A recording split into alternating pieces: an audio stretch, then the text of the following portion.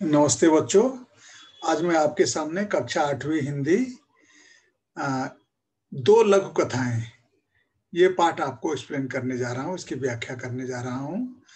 पाठ शुरू करने के पहले हम लेखक का संक्षिप्त परिचय जान लेते हैं। लेखक श्री हरि जोशी जी हैं। इनका जन्म 1943 खुड़िया मध्य प्रदेश में हुआ था।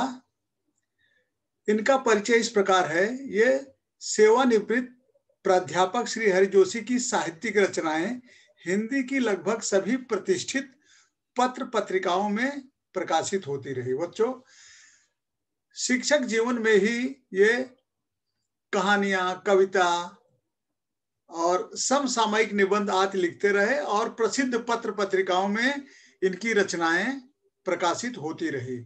आपको गोयनका सारस्वत सम्मान, वागीश्वर सम्मान प्राप्त हुए हैं। इनकी रचनाओं की उत्कृष्टता और समाज के लिए किस प्रकार उपयोगी है, इसको देखते हुए इनको गोयनका सारस्वत सम्मान और वागीश्वरी सम्मान प्राप्त हुए। इनकी प्रमुख कृतियां हैं पंखुरियां, यंत्रयुग, अखाड़ों का देश और भारत का राग, अमेरिका के रंग आदि इनकी प्रतिष्ठित रचनाएं हैं, प्रतिष्ठित कृतियां हैं। अब आपके यहाँ लघु कथाएं, जो दो लघु कथाएं दी गई हैं। पहली लघु कथा, यहाँ दो लघु कथाएं दी गई हैं बच्चों। प्रथम लघु कथा में जोशी जी ने बताया है कि हमें बुरे काम का फल बुरा ही मिलेगा। अगर आप गलत कार्य करते हो, बुरा कार्य करते हो, तो उसका फल निश्चित रूप से बुरा ही मिलेगा। अतः हमें बुरे काम नहीं करना चाहिए, क्योंकि बुरे काम का बुरा नतीजा होता है, आप सभी जानते हो बच्चों। और दूसरी लघु कथा में आपने समझाया है कि कठोरता की अपेक्षा विनम्रता अधिक उपयोगी होती है, अधिक महत्वपूर्ण होती है। जैसे बच्चों, कठोरता का अर्थ यह है कि कोई व्यक्ति प्यार की भाषा बोलकर किसी को पुचकार करके प्यार से कार्य करा सकता है। डांटने की अपेक्षा प्यार से भी कार्य किया जा सकता है। तो दूसरी लघु कथा में यह बताया है कि घमंडी का सिर हमेशा नीचा रहता है, हमें घमंड नहीं करना चाहिए। ठीक है बच्चों, तो इस तरह से आइए अब हम दो लघु कथाओं में पहली लघु कथा पढ़ते हैं हम लोग। पहली लघु कथा का शीर्षक है बच्चों नींव। नींव माने जैसे कोई इमारत बनती है, कोई इमारत या मकान बनता है, उसके नीचे का जो फाउंडेशन होता है, बेस होता है बच्चों, उसको नींव कहते हैं। निश्चित रूप से बच्चों नींव जो है मजबूत होगा तो ही इमारत अच्छी होगी। अगर इमारत खड़ी हो रही है, उसकी नींव पड़ रही है, तो नींव में जो मटेरियल यूज होने वाला है, सामग्री यूज होने वाला है, तो वो अगर अच्छा क्वालिटी का रहेगा तो नींव भी मजबूत रहेगी। इमारत को हम बाहर से देखते हैं कि बहुत चकाचौंध है, उसमें अलग अलग कलर है, सब है, लेकिन वो इमारत जो है नींव की ईंट के ऊपर, उसके बेस पर ही टिकी हुई है। अगर बेस कमजोर रहेगा तो इमारत हमेशा कमजोर रहेगी। आप अपने सेंस में सोचो बच्चों, आप बचपन में ही आपके अध्यापक आपको ये बोलते हैं कि आप अपनी नींव जो है मजबूत कर लो। नींव मजबूत, पढ़ाई की नींव, संस्कारों की नींव, ईमानदारी की नींव, मेहनत की नींव, आप इसे मजबूत कर लो। देखो बच्चों, छोटी बेईमानी बड़ी बेईमानी को जन्म देती है। जब आप मेहनत और ईमानदारी से कोई कार्य करोगे तो निश्चित रूप से आपको उसका फल मिलेगा और अच्छा ही मिलेगा। एक छोटी सी झूठ आपने बोला, उसको छुपाने के लिए और सारे झूठ आपको बोलने पड़ते हैं। अगर अध्यापक ने, टीचर ने आपको कोई रिमार्क दिया तो आप ईमानदारी से पेरेंट्स को बता देते हो कि मम्मी ये गलती हो गई मुझसे। तो मम्मी बोलेगी ठीक है बेटा, दोबारा ऐसी गलती मत करना। तो आपको भी ऐसे रहेगा। आपने घर पे जाके क्या बोला कि मैंने गलती नहीं किया था, मेरे सब काम कंप्लीट थे, टीचर ने ऐसे ही दे दिया। फिर आप उसके बाद दूसरा रिमार्क, तीसरा रिमार्क, इस तरह से होता जाता है। गलती मैं मानता हूं कि सभी से होती है, लेकिन वो गलती को सुधार करके आप आगे बढ़ो, वो आपकी महानता है और आप उस तरह से गलती को सुधारते हुए एक समय बहुत ही मेहनती, ईमानदार और बड़े पद पर आसीन हो जाओगे। ठीक है, क्योंकि छोटी बेईमानी बड़ी बेईमानी को जन्म देती है। आप छोटी गलती की है, धीरे धीरे बढ़ते बढ़ते बड़ी गलती हो गई। तो इस तरह से इसमें भी वही बात बताई गई है कि एक ईमानदार और मेहनती ठेकेदार है। वो ठेकेदार कौन होता है बच्चों? कंट्रैक्टर। जब उसको कोई कॉन्ट्रैक्ट मिलता है, ठेका मिलता है, तो वो सरकारी ठेका मिलता है। यहाँ पर सरकारी ठेके की बात कही गई है, कॉन्ट्रैक्ट की बात कही गई है। वो इमारत बना रहा है। इमारत में जो सामान प्रयोग होने वाला है, वो सामान वो थोड़ा क्या बोलते हैं कि गलत ढंग से यूज कर रहा है। जो परसेंटेज मिलाना चाहिए वो गलत यूज कर रहा है। ठीक है, अधिकारी आके उसको डांटता है, फिर वो अच्छा यूज करता है जो एकदम स्टैंडर्ड क्वालिटी का रहता है, स्टैंडर्ड मिक्सचर करता है, सब करता है। लेकिन अधिकारी उससे भी खुश नहीं रहता है, बोलता कि आपका काम बहुत खराब चल रहा है। अगर इस तरह से खराब काम करते रहोगे तो आपको कहीं और जाना पड़ेगा, हम आपका कॉन्ट्रैक्ट जो है कैंसिल कर देंगे। वो अधिकारी को बहुत चिंता होती है, करे भाई पहले तो मैं थोड़ा गलती किया था, ठीक है, उसमें मैंने सुधार लिया, और सुधारने के बाद भी अधिकारी अगर प्रसन्न नहीं हो रहा है, खुश नहीं हो रहा है, तो मैं क्या करूं? तो उसके मन में एक विचार आया कि हमारे जो दूसरे मित्र हैं, पुराने कॉन्ट्रैक्टर हैं, ठेकेदार हैं, वो किसी से मिलता है और मिलने के बाद उसे ज्ञात होता है कि ये अधिकारी जो आया था इंस्पेक्शन के लिए, वो ऐसे ही नहीं आया था। वो आके काम में कमियां निकाल करके कुछ रिश्वत की मांग कर रहा था। तो उसके मित्र ठेकेदार ने जब उसको ये बात बताई, तो उसे आश्चर्य होता है, क्योंकि अगर इमारत अच्छे ढंग से वो बना रहा है, तो उसमें सामान अच्छी क्वालिटी का लगा रहा है, तो रिश्वत नहीं दे सकता ना, क्योंकि उसने कुछ गलत काम किया ही नहीं, तो रिश्वत काहे का? अंत में उसको एक उपाय सूझता है बच्चों। वो जो बड़े अधिकारी रहते हैं क्राइम ब्रांच के या करप्शन को पकड़ने के लिए, वो उनको इन्फॉर्म करता है और अधिकारी को बोलता है ठीक है साहब, आप जो पैसा मांगते हो मैं दूंगा, और अंत में वो पकड़ा जाता है। ठीक है, ये कहानी नैतिकता के ऊपर आधारित है बच्चों। जैसे आप मोरल स्टोरी पढ़ते हो कि इस कहानी से हमें क्या सीख मिलती है, तो आइए हम लोग ये कहानी पढ़ते हैं। बहुमंजिला इमारत की नींव से उठ रही थी। बहुमंजिला इमारत की दीवार नींव से उठ रही थी। नींव माने फाउंडेशन, बेस से जो है उठ रही थी। बहुमंजिला माने कई महले की इमारत जो है बन रही थी। ठेकेदार नया था। अब किसी फील्ड में जाने के लिए कभी न कभी काम की शुरुआत तो करनी पड़ती है। वो ठेकेदार जो कॉन्ट्रैक्टर था वो नया था। भयभीत सा हुआ, एक तगारी सीमेंट और 5 तगारी रेत के मसाले से ईंटों की जुड़ाई करवा रहा था।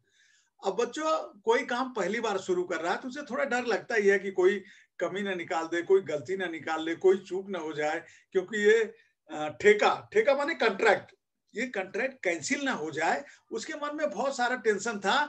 तो उसने क्या किया बच्चों, एक तगारी, तगारी माने जो घमेला होता है, एक बर्तन होता है बच्चों, उसको तगारी कहते हैं। तो सीमेंट और रेती, सीमेंट रेती, रेती हिंदी में बालू भी कहते हैं उसको, सैंड, सैंड, सीमेंट और रेती, रेती शब्द आया है तो उसी को हम बार बार प्रयोग करेंगे। तो एक टोकरा, समझ में आया ना? वो जो रोड पर सड़कों पर काम करते हुए या बिल्डिंग बनते हुए वो जो मजदूर रहते हैं, सिर पर उठा के लेके जाते हैं, यहाँ से वहां से वहां डालते हैं। तो सीमेंट जो है 1% एक हिस्सा, और 5 हिस्सा जो है रेत। सीमेंट महंगा रहता है और रेत जो है सस्ता रहता है। तो बच्चों 1 और 5 का एवरेज करके वो इमारत जो है बन रही है। अब ईंटों की जुड़ाई करवा रहा था। वो दो ईंटों के बीच में जो मसाले लगाते हैं उसको मसाला बोलते हैं बच्चों। रेत के मसाले से ईंटों की जुड़वाई कर रहा था। मसाला क्या होता है? आप आम बोलचाल की भाषा में बोलते हो ना, एवरेस्ट का मसाला, छोले मसाले, ये मसाले, वो मसाले। तो कई चीजों का जो मिश्रण रहता है वो मसाला रहता है। अब यहाँ पर आप बोलोगे सर यहाँ पर मसाला कैसा, क्या खाने की चीज है? खाने की चीज नहीं है। यहाँ पर रेती और सीमेंट दोनों को मिला करके मसाला बनता है। मसाला बनता है तो एक ईंट के ऊपर मसाला रख करके दूसरा ईंट चिपकाते हैं, तब इमारत ऐसे धीरे धीरे बनती जाती है। तो मसाला शब्द कैसे आया, मसाले से कंफ्यूज मत होना, वो हल्दी मिर्ची ये वाली बात आप मत समझ लेना। मसाले से ईंटों की जुड़ाई करवा रहा था। अगले दिन अधिकारी महोदय आए। अब बच्चों, चूंकि सरकारी इमारत थी, बहुमंजिला इमारत थी, पहली बार ठेकेदार था, तो उसको बीच बीच में देखने के लिए अधिकारी गण आते रहते हैं। तो अगले दिन जब वो शुरुआत हुई, अगले दिन अधिकारी महोदय आ गए। उन्होंने काम के प्रति घोर असंतोष व्यक्त किया। अब जो काम चल रहा था, उन्होंने इधर उधर देखा, सब इंस्पेक्शन किया, इसके बाद बोला कि काम बराबर नहीं हो रहा है। यहां पर एक शब्द आया बच्चों, असंतोष। इसका असंतोष माने सेटिस्फाई न होना, उसको असंतोष कहते हैं। तो इसका अपोजिट जो है, विरुद्धार्थी शब्द है, हिंदी में विलोम भी कहते हैं। इसका विलोम शब्द है असंतोष का संतोष व्यक्त किया। वो मतलब खुश नहीं था, अधिकारी खुश नहीं था। और अधिकारी महोदय बोले, ऐसा काम करना हो तो कहीं और जाइए। मतलब धमकी भी दे दिया कि इस तरह के काम जो है बर्दाश्त नहीं है, अगर आपको ऐसा ही काम करना है तो आप कहीं और चले जाइए, मैं आपको काम करने का मौका नहीं दूंगा, या कंप्लेन करके आपका कॉन्ट्रैक्ट जो है कैंसिल करा दूंगा। वो बहुत नाराज हो गया। नाराज होते हुए बोला कि ऐसा काम करना है तो कहीं और जाइए। आपको किसी न किसी से कहा में प्रश्न आ सकता है कि आपको ऐसा काम करना है, करना हो तो कहीं और जाइए। ठीक है, अधिकारी महोदय ने ठेकेदार से कहा। किसने कहा? अधिकारी महोदय ने ठेकेदार से कहा। कब कहा? जब वो निरीक्षण के लिए आया था। उसने 1 तगारी सीमेंट और 5 तगारी रेत की जुड़ाई को देख करके उसने असंतोष व्यक्त किया, वो सेटिस्फाइड नहीं हुआ कि ये प्रॉपर वर्क नहीं हो रहा है। तो उसने कहा कि ऐसा काम करना है तो कहीं और जाइए। अगले दिन सशंकित नए ठेकेदार ने, सशंकित मतलब डरा हुआ, आशंकित, नए ठेकेदार ने 1 तगारी सीमेंट और 3 तगारी रेत के मसाले से ईंट की जुड़ाई की। अब उसने चेंज कर दिया, प्रोपोर्शन जो है उसने चेंज कर दिया। अभी 1:5 जो था, अभी 1:3 कर दिया। मैंने कहा ना कि सीमेंट का और उसका जितना मिश्रण कम रहेगा, रेती जितना कम मिलाओगे, तो सीमेंट का जो मसाला बनता है वो उतना ही स्ट्रांग रहेगा। सीमेंट बच्चों 50 किलो की गोनी आती है, 300, 400, 500 की आती है। और सैंड जो है एक ट्रैक्टर का ट्राली भर के जो है 1000-2000 में आता है। कितना? एक ट्रैक्टर का ट्राली भर के। अगर एक ट्रैक्टर का सीमेंट ट्राली भर के सीमेंट आप खरीदो बच्चों ने, आप मतलब कोई खरीदता है तो उसको 30-40 हजार रुपया लगेगा। लेकिन सीमेंट का कीमत अधिक है और रेती का कीमत कम है। तो इसलिए वो लोग रेती ज्यादा मिलाते हैं। ज्यादा रेती मिलाने से मजबूती कम हो जाती है। आप ये बोलो कि सर रेती ज्यादा मिलाया और सीमेंट कम मिलाया तो क्या होता है? उससे मजबूती कम होती है और इमारत बनाने वाले व्यक्ति को महंगा सौदा पड़ता है। वो महंगा मतलब सीमेंट ज्यादा मिलाओगे, सीमेंट कॉस्टली है। मैं बोला ना, एक गोनी, ऐसा प्रोपोर्शन समझ लो बच्चों, एक गोली सीमेंट लिया तो 400-500 रुपया, एग्जैक्टली मुझे मालूम नहीं, 300, 400, 500 है। लेकिन एक गोली सैंड लिया तो 50 रुपया, 100 रुपया हुआ। तो रेत ज्यादा मिलाएगा तो कंट्रैक्टर का फायदा होगा ना। तो वो यही पर है। यहां पर क्या किया उसने? चेंज कर दिया, बदल दिया। बदल के क्या किया? 1 तगारी सीमेंट और 3 तगारी रेत के मसाले से ईंट की जुड़ाई की। अब वो बदल दिया। संबंधित अधिकारी आए। संबंधित माने उस विभाग के अधिकारी आए। उन्होंने नींव की दीवार पर एक निगाह डाली। जो इमारत बनी थी, दीवार बनी थी, उस पर एक निगाह डाली और गर्म हो गए। यहाँ पर गर्म हो जाना, गुस्सा हो जाना, मुहावरा आ गया बच्चों, गर्म हो जाना, गुस्सा आ जाना। जैसे किसी की क्या बोलते हैं कि किसी की बात को सुनकर कोई किसी से बातचीत कर रहा है और ऐसी बात कर दिया, सामने वाला गर्म हो गया। मतलब देश द्रोह की बातें सुनकर अधिकारी गर्म हो गए या अवांछित, अवांछित माने समाज से बुरे बातें सुनकर के व्यक्ति जो है गर्म हो गया। इस बार ठेकेदार को अंतिम चेतावनी दी, मतलब लास्ट वार्निंग दिया बच्चों। अंतिम चेतावनी, लास्ट वार्निंग। पहले एवरेज कैसा था? 1.5। ये ठेकेदार अभी 1.3 पर जुड़ाई कर रहा है, 1 तगारी सीमेंट और 3 तगारी रेत। इस पर भी वो दीवार पर नजर डाला और वो गुस्से में आ गया, गर्म हो गया, और इस बार उन्होंने अंतिम चेतावनी दे दी। यदि कल तक काम में पर्याप्त सुधार नहीं किया गया तो काम बंद करवा दिया जाएगा। अब बच्चों, कोई ठेका लेने के लिए, कॉन्ट्रैक्ट लेने के लिए लोग बहुत पैसे खर्च करते हैं, मजदूरों को इकट्ठा करते हैं, क्योंकि उनको पहले इमारत बनाना रहता है, बाद में उनको गवर्नमेंट की तरफ से पैसे मिलते हैं। पैसे कब मिलते हैं? जब अधिकारी लोग आकर के प्रॉपर रिपोर्ट लेकर जाते हैं, फीडबैक दे के जाते हैं कि अच्छा काम हो रहा है, कोई प्रॉब्लम नहीं, कुछ नहीं है। अब इसको हालत खराब हो गया, 1.5 से जुड़ाई किया, उस पर नाराजगी, 1.3 से किया, फिर भी नाराज। 1.3 जो है एक स्टैंडर्ड है, वो कोई बुरा नहीं है। अब उसको कुछ मिला नहीं, निगाह डाला, बोला मैं खुश नहीं हूं। अंतिम चेतावनी दिया, और वार्निंग क्या दिया बच्चों? यदि कल तक काम में पर्याप्त सुधार नहीं किया गया तो काम बंद करवा दिया जाएगा। वार्निंग देके गया, बंद करवा दिया जाएगा, मतलब जो कॉन्ट्रैक्टर है उसका तो सब काम ही बेकार हो जाएगा। उसने जो खर्च किया है, मजदूरों को एडवांस दिया है और सामान लाने के लिए पैसे दिया है, सब बेकार हो जाएगा। जब नए ठेकेदार की समझ में बात नहीं आई तो उसने एक अनुभवी ठेकेदार से इस समस्या पर उसकी सलाह चाही। अब उसे समझ में ही नहीं आ रहा कि हमारी गलती क्या है। पहले तो हमने कुछ गलती किया था कि परसेंटेज प्रोपोर्शन कम मिलाया था, अभी तो परफेक्ट किया, ईमानदारी से काम कर रहा हूँ, सब कर रहा हूँ, अब क्या हो रहा है? उसके समझ में कुछ नहीं आया कि अधिकारी लोग नाराज पे नाराज क्यों हो रहे हैं।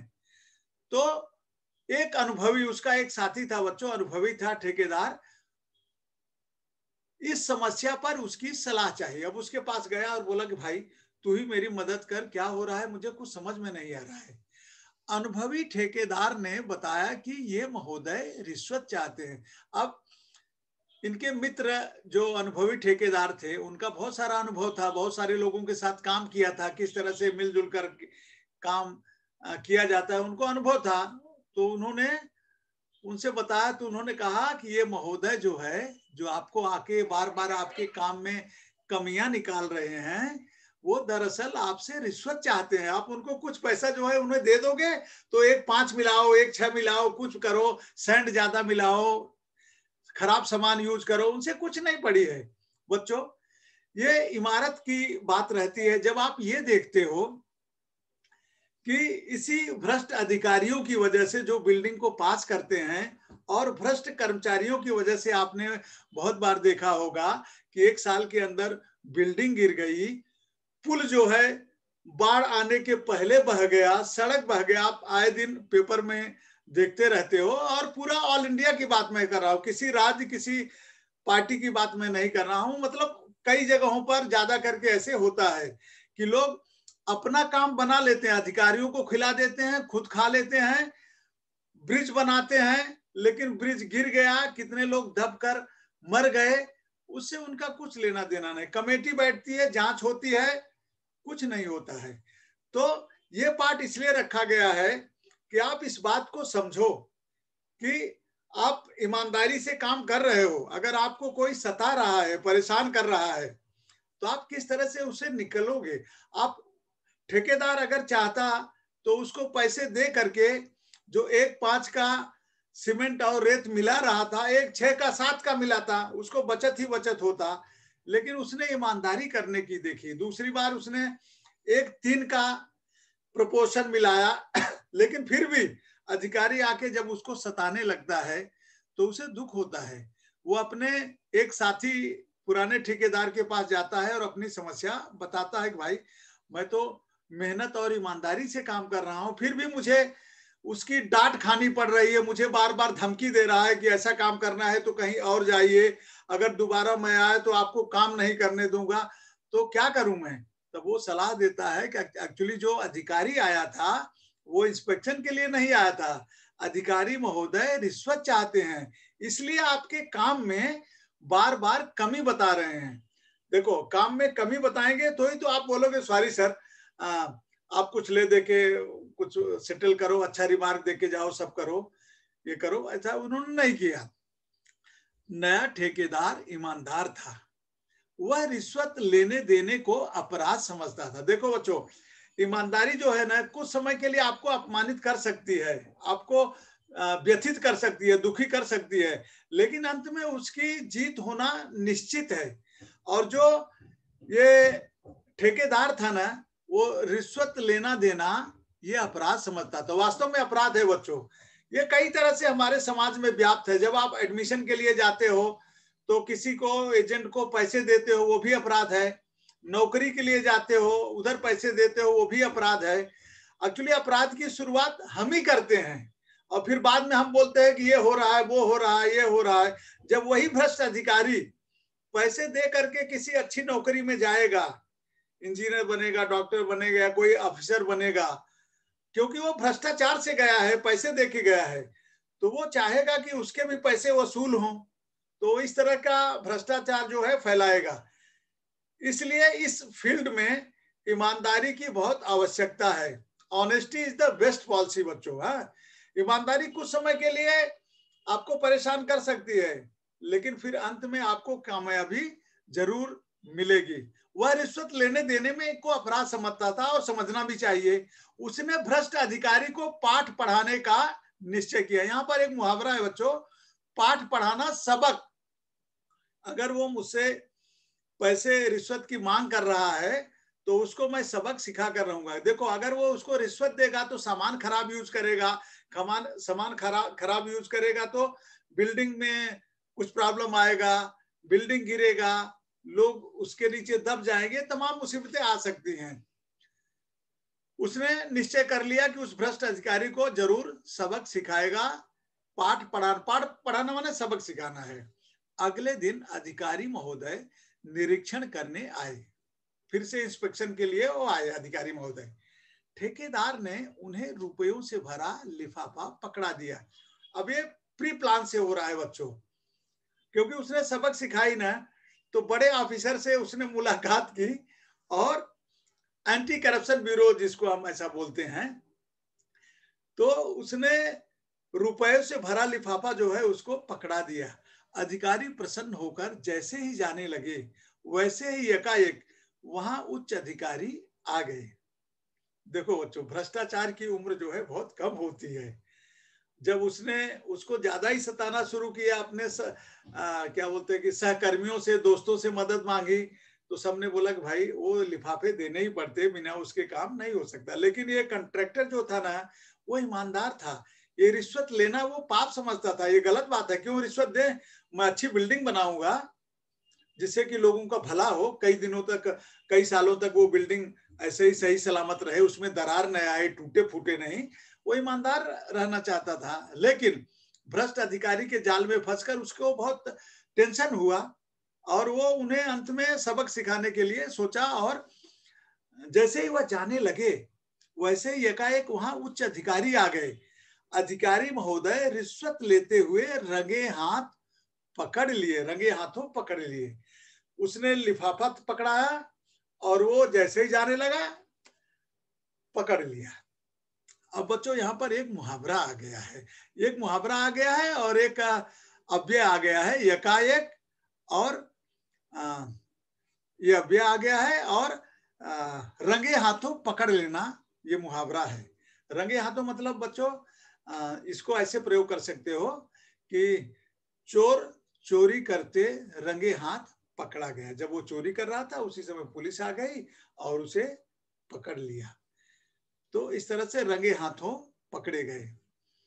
वस्तुतः रात में ही ईमानदार ठेकेदार ने अधिकारी महोदय के खिलाफ उच्च अधिकारी के पास शिकायत दर्ज करा दी थी।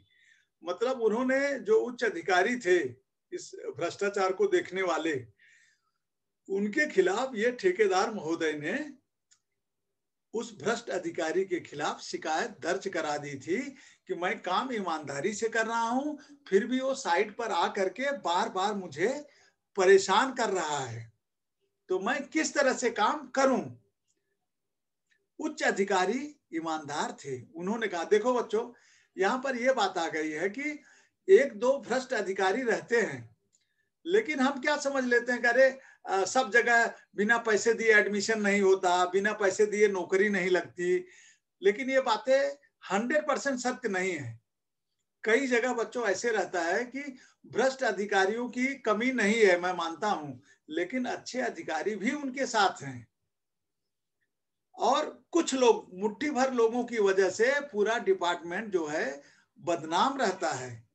थोड़े से लोग, इसीलिए एक मुहावरा है बच्चों, एक मछली सारे तालाब को गंदा कर देती है। ये मुहावरा है, मतलब एक दो भ्रष्ट अधिकारी पूरे विभाग को अपमानित कर देते हैं, बदनाम कर देते हैं। उच्च अधिकारी ईमानदार थे। उन्होंने कहा, कुछ एक भ्रष्ट अधिकारियों की स्पेलिंग रॉन्ग है बच्चों, जरा उसको करेक्शन कर लेता। री जो है ना, छोटी की मात्रा। एक भ्रष्ट अधिकारियों के कारण ही पूरा प्रशासन बदनाम होता है। समझ में आया? अब एक प्रश्न आ गया, किसने किससे कहा? कुछ एक भ्रष्ट अधिकारियों के कारण ही पूरा प्रशासन बदनाम होता है। किसने किससे कहा? उच्च अधिकारी ने ठेकेदार से कहा। जब वो शिकायत करने गया बच्चों ने, तो उसने कहा कि कुछ एक भ्रष्ट अधिकारियों की वजह से पूरा प्रशासन, पूरा विभाग जो है बदनाम होता है। उन्होंने भ्रष्ट अधिकारी को दंड दिलवाने का निर्णय किया। उसने कहा कि जो गलत काम कर रहा है, रिश्वत की मांग कर रहा है, उसे सजा मिलेगी। निर्णय ले लिया। सच ही कहा है, बुरे काम का बुरा नतीजा। अगर कोई व्यक्ति बुरा करता है तो उसको निश्चित रूप से बुरा फल मिलेगा। ठेकेदार और उच्च अधिकारी की ईमानदारी का समाचार चारों तरफ फैल गया। जब बच्चों ऐसी न्यूज कोई आती है तो चर्चा का विषय बन जाती है, ब्रेकिंग न्यूज हो जाता है कि एक भ्रष्ट अधिकारी जो है पकड़ा गया है। एक ईमानदार ठेकेदार ने भ्रष्ट अधिकारी को सलाखों के पीछे पहुंचाया। बहुत सारा ब्रेकिंग न्यूज आ जाता है और उसकी प्रशंसा होने लगती है कि ईमानदार व्यक्ति भी समाज में है। ऐसा नहीं है कि सभी कॉन्ट्रैक्टर ठेकेदार बेकार है, सभी अधिकारी बेकार है, ऐसा हम नहीं बोल सकते। समाज में कुछ लोग हो सकते हैं, लेकिन सब लोग नहीं। समाचार चारों तरफ फैल गया। उनका सार्वजनिक समारोह में सम्मान किया गया। जो कॉन्ट्रैक्टर ने अधिकारी को पकड़ाया बच्चों, उसका सामाजिक रूप से सम्मान हुआ। क्योंकि देखो बच्चों, कोई भी नहीं चाहेगा कि भ्रष्टाचार जो है व्याप्त हो। कॉन्ट्रैक्टर अगर उसको ठेकेदार पैसा दे दिया होता, वो अच्छी अच्छी रिपोर्ट लगाता, खराब सामान यूज करता, बिल्डिंग गिर जाती, इंक्वायरी होती, ये होती, कुछ होता नहीं। लेकिन जो लोग बिल्डिंग के नीचे दब के मर जाते बच्चों, कितनी भी इंक्वायरी कर लो, कंपेंसेट दे दो, ये दे दो, उनकी जान तो वापस नहीं आने वाली है। तो इसलिए छोटी छोटी बेईमानी जो होती है ना, वो भ्रष्टाचार का अड्डा होता जाता है, धीरे धीरे बढ़ता जाता है। और ये संस्कार आपको बचपन से ही होते हैं कि भाई मैं गलत काम नहीं करूंगा। सपोज आपको होमवर्क दिया गया, आपने नहीं किया, दूसरे दिन आके झूठी कहानी कह दिया कि बीमार था, बाहर गया था, ये गया था, वो गया था। नहीं, आप दोस्तों के साथ बराबर खेले, टाइम पास किए, लेकिन ये काम आपने नहीं किया।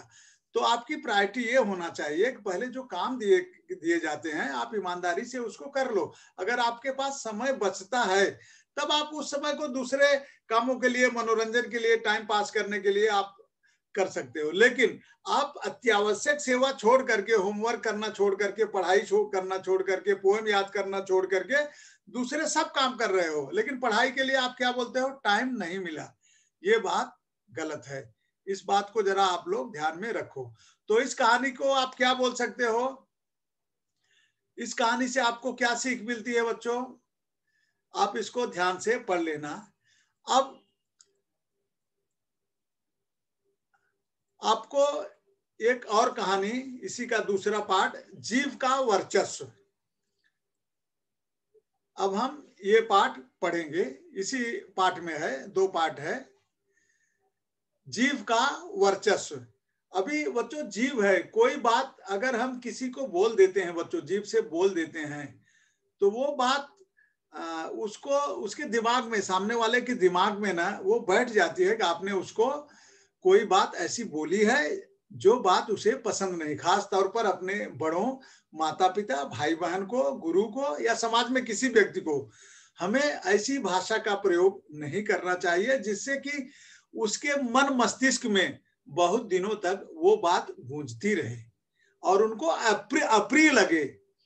तो यहाँ पर शरीर के अंदर, हमारे मुंह के अंदर जीभ और दांत, ये दोनों के माध्यम से बताया गया है कि किस प्रकार दांत और जीभ वार्तालाप कर रहे हैं और अपनी बातें कर रहे हैं। ये मोरल स्टोरी है बच्चों। तो आइए हम लोग स्टोरी पढ़ते हैं।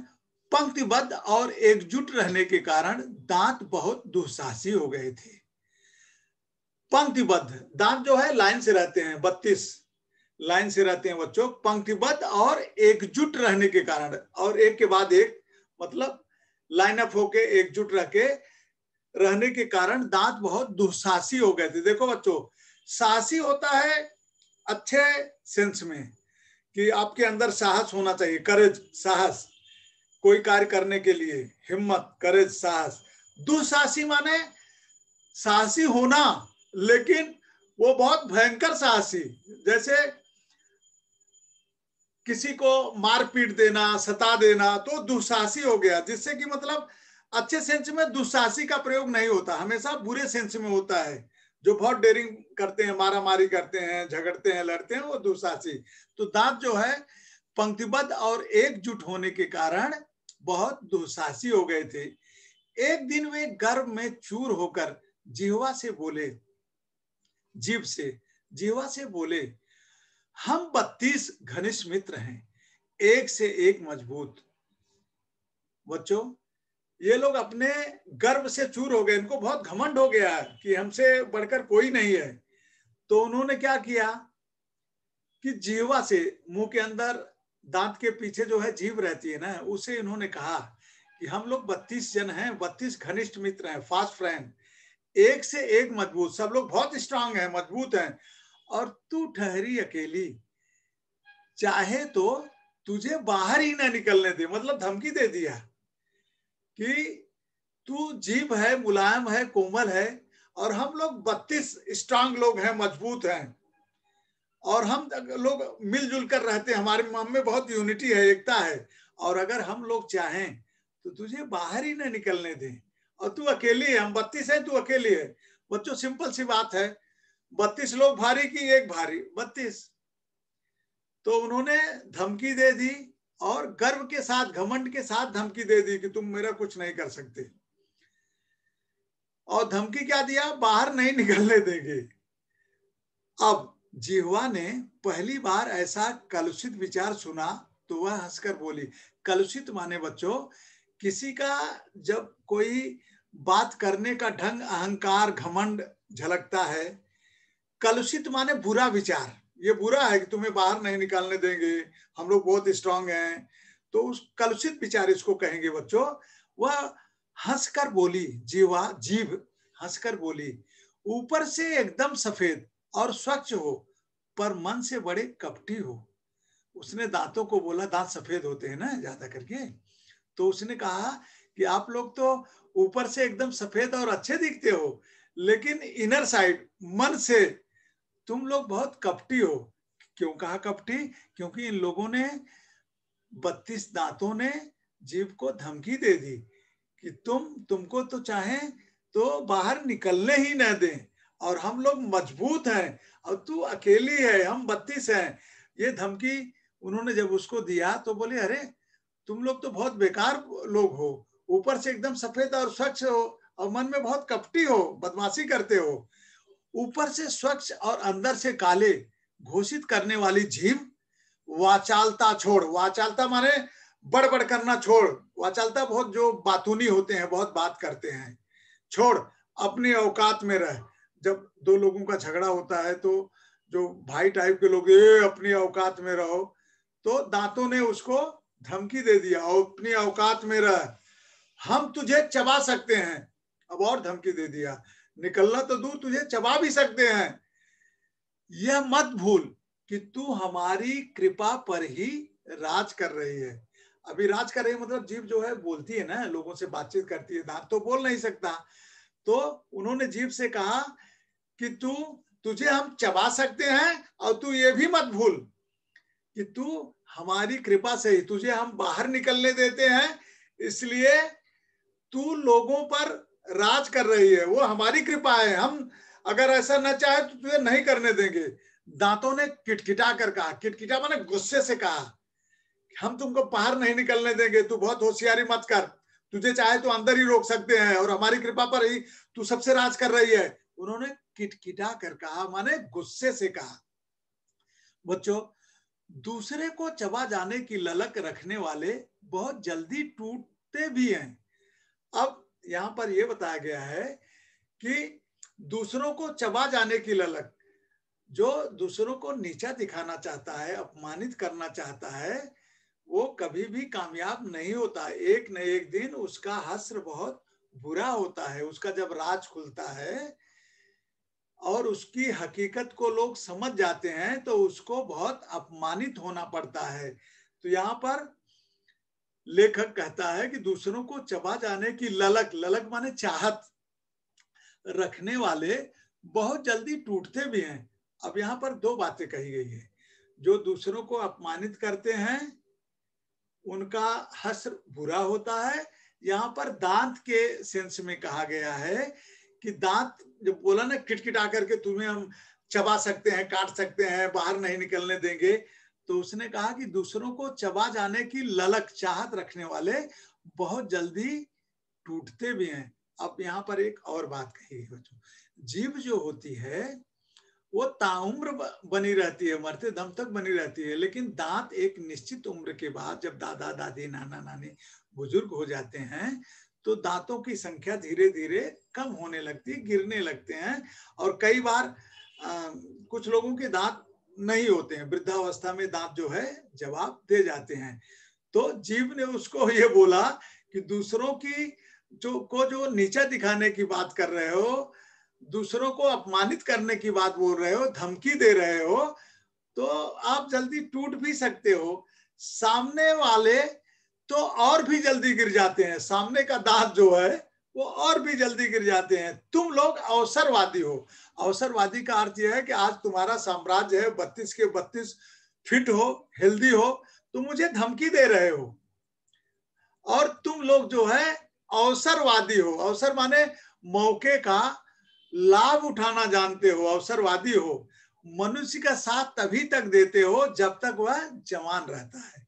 अब जीव ने हथौड़ा नहले पर दहरा मार दिया कि तुम लोग अवसरवादी हो और मनुष्य का साथ उम्र भर नहीं देते हो।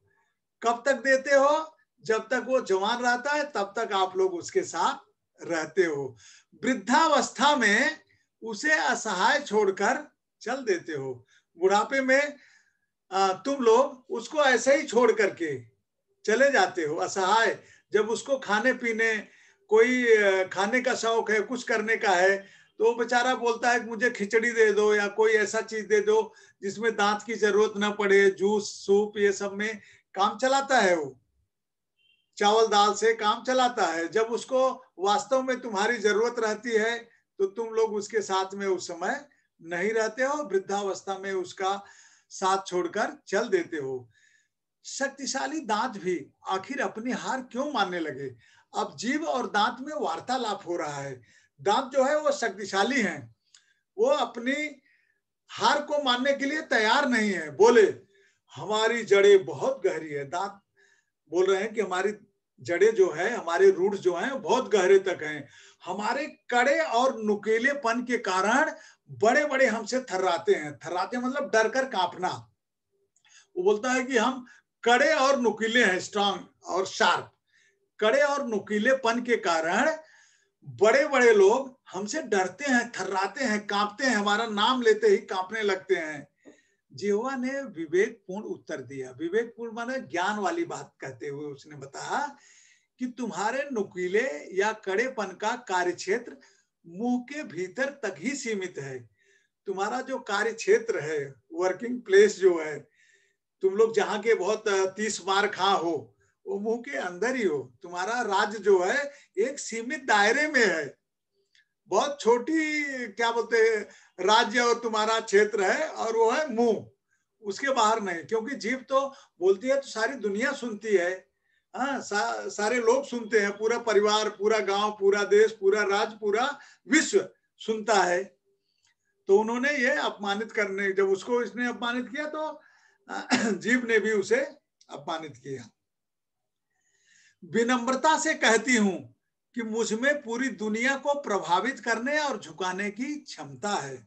जीभ ने कहा कि मैं आप लोगों के साथ विनम्रता से कहती हूँ, तुम लोग का क्षेत्र तो मुंह के अंदर ही है, लेकिन पूरी दुनिया को प्रभावित करने और झुकाने की क्षमता रखती हूं मैं, जीभ।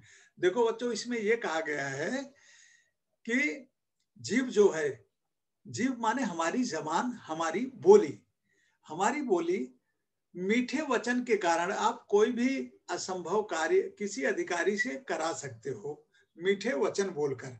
अगर उसको आप कड़वे वचन बोलोगे, अधिकारी नाराज हो जाएगा और आपका कार्य नहीं करेगा। और दुनिया में बहुत बड़े कवि, लेखक ये हैं, अपनी वाणी से लोगों को अपनी तरफ आकर्षित कर लेते हैं बच्चों। जो हमारे नेता लोग हैं, तो अपनी जिह्वा से ही ना, अपने भाषण से ही लोगों को अपने पार्टी में मिला लेते हैं, अपनी सरकार बना लेते हैं, अपना कार्य निकलवा लेते हैं। मतलब वो लोगों को प्रभावित करते हैं, और उनके भाषण यही नहीं, सारी दुनिया में प्रसिद्ध हो जाते हैं। जैसे स्वामी विवेकानंद थे, महात्मा गांधी थे, तिलक थे, ये लोग जो नेता थे बच्चों ने, तो आजादी के समय इन्होंने अपनी भाषा के द्वारा ही लोगों को इकट्ठा किया, पूरे भारत को एक किया, और एक करके सारी दुनिया में इतना भारत का डंका बजा दिया कि अंत में अंग्रेज को भारत छोड़कर जाना पड़ा। तो जीभ ने कहा कि वो विनम्रता के साथ, पोलाइट होके उसने कहा कि पूरी दुनिया को प्रभावित करने और झुकाने की क्षमता, क्षमता यानी कैपेसिटी है उसके अंदर। दांतों ने पुनः धमकी दी, हम सब मिलकर तुझे घेरे खड़े हैं। अब चारों तरफ दांत है, बीच में जीभ है। दांतों ने फिर से धमकी दी, जीभ की बात को मानने के लिए तैयार नहीं। मतलब कोई भी अपनी हार स्वीकार करने के लिए तैयार नहीं है। और अंत में हथियार क्या डाला, हम सब मिलकर तुझे घेरे खड़े हैं, कब तक हमसे बचेगी। दांतों ने, जीभ ने दांतों के घमंड को चूर करते हुए चेतावनी दी। डॉक्टर को बुलाऊं, दंत चिकित्सक एक एक को बाहर कर देगा। अभी उसने बोला कि डेंटिस्ट, दंत चिकित्सक माने डेंटिस्ट बच्चों, है। दंत चिकित्सक को बुलाऊं, एक एक कर सबको बाहर कर देगा, मुझे तो छुएगा भी नहीं। अभी दांत आता है निकालने के लिए, जीभ से उसका क्या मतलब है, वो तो सिर्फ दांतों को टच करेगा, निकालेगा। मुझे तो छुएगा भी नहीं, और तुम सब बाहर दिखाई दोगे। घमंडी दांत अब निरुत्तर थे। अब दांतों के पास, उनके पास कोई उत्तर नहीं था। निरुत्तर माने कोई उत्तर न था। उन्हें कविता की यह पंक्ति याद आ गई। क्या आ गई, किसी को पसंद नहीं सख्ती बयान से में, किसी को पसंद नहीं सख्ती बयान में, तभी तो दी नहीं हड्डी जबान में। सख्ती माने बच्चों, अगर कोई सख्ती के साथ और कठोरता के साथ कोई पालन करना चाहता है, कुछ रूल्स थोपना चाहता है, तो वो किसी को भी पसंद नहीं है। इसीलिए भगवान ने जबान में हड्डी नहीं दी। सख्ती माने दांत जो है कठोर है, कठिन है, ठीक है, और वो किसी को पसंद नहीं। लेकिन जीभ में हड्डी नहीं होती है, और जीभ मुलायम कोमल होती है, लोगों को अपनी तरफ आकर्षित कर लेती है, सब कर लेती है। घमंडी दांतों ने आखिर जीभ का लोहा मान लिया। तो इस तरह से बच्चों, जीभ और दांत के माध्यम से आपने ये पहली कहानी में आपने क्या समझा बच्चों? पहली कहानी में आपने ये समझा, पहली कहानी क्या था, न्यू में आपने एक ईमानदार अधिकारी की बात समझी। ईमानदार अधिकारी जो है वो भ्रष्टाचार नहीं करना चाहता था, अपने काम को ईमानदारी से करना चाहता था। जब अधिकारी उसको परेशान करने की बात करता है, उसको धमकी देता है, परेशान करता है, तब वो अपने एक मित्र से मिलता है, और वो मित्र उसको सलाह देता है कि परेशानी का रीजन ये है कि वो आपसे कुछ दक्षिणा चाहता है, रिश्वत चाहता है। आप उसको दे के सल्टा के बात खत्म करो। लेकिन वो ईमानदार व्यक्ति था, ईमानदार कॉन्ट्रैक्टर था, ठेकेदार था, वो नहीं देना चाहता था। उसने उसकी शिकायत बड़े अधिकारी से या संबद्ध विभाग से, जो विभाग था उसमें उसने उसका कंप्लेन किया कि अधिकारी ऐसा है, मैं ईमानदारी से मेहनत से काम कर रहा हूं, फिर भी मुझे सता रहा है, तो मैं क्या करूं? बोले ठीक है, मैं उसका इलाज करूंगा, तुम ऐसा ऐसा करो। तो वो उनका उधर प्रैक्टिस हुआ, रिहर्सल हुआ। तो आके जब उसको लिफाफा पकड़ाते समय वो रंगे हाथ पकड़ा जाता है, और जब पकड़ा जाता है तो उसको सजा होती है। और ये अधिकारी, ये ठेकेदार ईमानदारी से अपना काम कर रहा है। तो उसमें बच्चों वो नींव की बात है। नींव क्या होता है? वो बहुमंजिला इमारत बनाने का कॉन्ट्रैक्ट होता है, उसकी नींव में जो दीवार बन रही थी उसी समय की वो घटना थी, और भ्रष्ट अधिकारी के माध्यम से ये बातें बताई गई है। तो उस कहानी में हमें ये सीख मिलती है कि भ्रष्टाचार हमें नहीं करना चाहिए, नहीं तो उसका एक दिन पर्दाफाश होगा और अधिकारी पकड़ा जाएगा। इसमें कि वही हुआ। वो जो 2 बार इंस्पेक्शन के लिए आया था, उसका मकसद यही था, इंस्पेक्शन वगैरह कुछ नहीं, कुछ दक्षिणा दो, डायरेक्ट बोलने में उसको संकोच हो रहा था। 2 बार धमकी दी कि तुम्हारा काम नहीं होने देंगे, तुम कहीं और देख लो। इस तरह से आदमी दबाव में आकर, कई बार दबाव में आकर आदमी सोचता करे मेरी तो पूंजी डूब गई, अगर मैं उसको कुछ दूंगा नहीं तो मुझे मेरा बिल पास नहीं होगा, कुछ नहीं होगा। तो आदमी दबाव में आकर ऐसे कार्य कर लेता है, और ऐसे कार्य कर लेता है, उसका फल जो है उसको मिलता है, बुरे काम का बुरा नतीजा। अब बच्चों दूसरी कहानी जो आपने, ये जीभ और दांत की कहानी आपने, इसके बारे में हम लोग ये कहेंगे। यहाँ पर यह है कि दांत जो है वो कठोरता का प्रतीक है। दांत जो है कठोरता का प्रतीक है, जो बहुत समय तक नहीं रहता। और जीभ जो है कोमलता का प्रतीक है, जो बहुत समय तक रहता है। कठोर दांतों को अपने कठोरता, स्वच्छता, सफेदी और शार्पनेस, नुकीलेपन का उनको घमंड हो गया है। वो जीव को जब बार बार धमकी देते हैं, तुमको बाहर नहीं निकलने देंगे, तुमको चबा लेंगे, ये उनका घमंड दर्शाता था। क्योंकि शरीर के अंग में जीभ और दांत दोनों हैं। तो जहां पर हम जिस प्रीमाइसेस में रहते हैं, जिस कार्य क्षेत्र में रहते हैं, एक दूसरे का सम्मान करते हैं, मिलजुल कर रहते हैं। लेकिन यहाँ पर वर्चस्व की लड़ाई है, मैं बड़ा मैं बड़ा मैं बड़ा। और वर्चस्व की लड़ाई में ये लोग अपनी यूनिटी कैसा पंक्तिबद्ध होकर, हाँ, हम निकलने नहीं देंगे, तुम्हें चबा जाएंगे, ऐसे शब्दों का ये घमंड जो है दर्शाता है। हम कई बार पाठ में ये पढ़ते हैं बच्चों कि अगर हमारे पास धन दौलत शक्ति है, विद्या है, तो हमें विनम्र होना चाहिए। वृक्ष में फल लगता है तो डालें झुक जाती हैं। तो इस तरह से इस कहानी में हमें यह सीख मिलती है कि घमंड जो है आदमी को कहीं का नहीं छोड़ता। अंत में दांत जो है, जीभ दांत को बोलती है कि आप जो है वृद्धावस्था में लोगों के काम नहीं आते हो, वृद्धावस्था के पहले युवावस्था में ही आप छोड़कर चले जाते हो।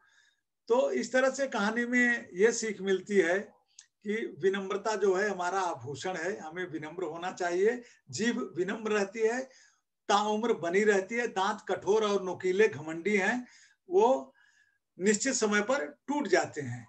तो बच्चों इस तरह से हमने ये दोनों लघु कथाएं पढ़ी। आप एक बार पुनरावृत्ति रिवीजन कर लेना, बहुत ही अच्छी कहानी है। ये दोनों प्रश्न जो है परीक्षा में आएंगे। ठीक है, धन्यवाद बच्चों।